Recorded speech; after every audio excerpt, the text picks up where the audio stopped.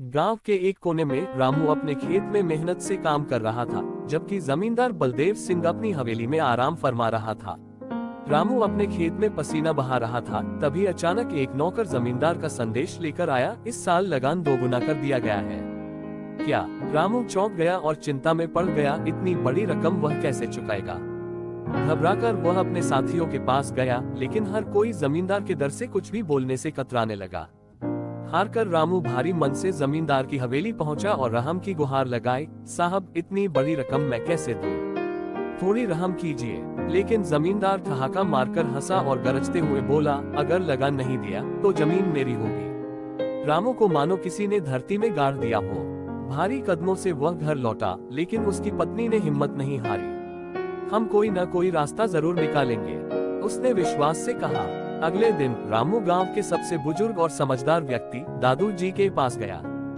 दादू जी मुस्कुराए और बोले, बुद्धि से बड़ा कोई धन नहीं, बस सही समय पर सही चाल चलनी होगी। फिर उन्होंने रामू को एक योजना बताई, ऐसी योजना जिससे बिना जमीन खोए जमींदार को सबक सिखाया जा सकता था।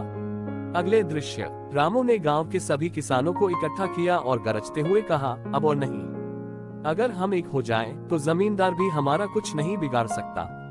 किसानों ने एकजुट होकर फैसला किया कि वे अब जमींदार की ज्यादती नहीं सहेंगे। जब जमींदार को ये खबर मिली तो वह क्रोध से तिलमिला उठा।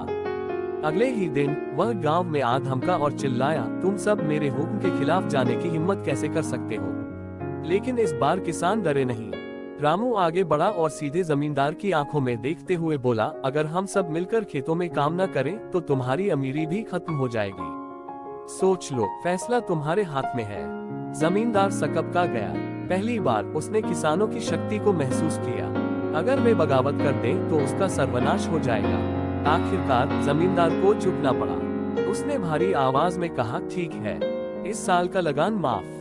गांव में खुशी की लहर दौड़ गई। सभी किसानों ने मिलकर रामू को कंधों पर उठा लिया और जोर से बोले, रामू जिंदाबाद। अब गांव के किसान आजादी से खेती कर सकते थे और रामू एक सच्चा नायक बन गया। गांव के एक कोने में रामू अपने खेत में मेहनत से काम कर रहा था, जबकि जमींदार बलदेव सिंह अपनी हवेली में आराम फरमा रहा था। रामू अपने खेत में पसीना बहा रहा था, तभी अचानक एक नौकर जमींदार का संदेश लेकर आया, इस साल लगान दोगुना कर दिया गया है। क्या? रामू चौंक गया और चिंता में पड़ गया, इतनी बड़ी रकम वह कैसे चुकाएगा।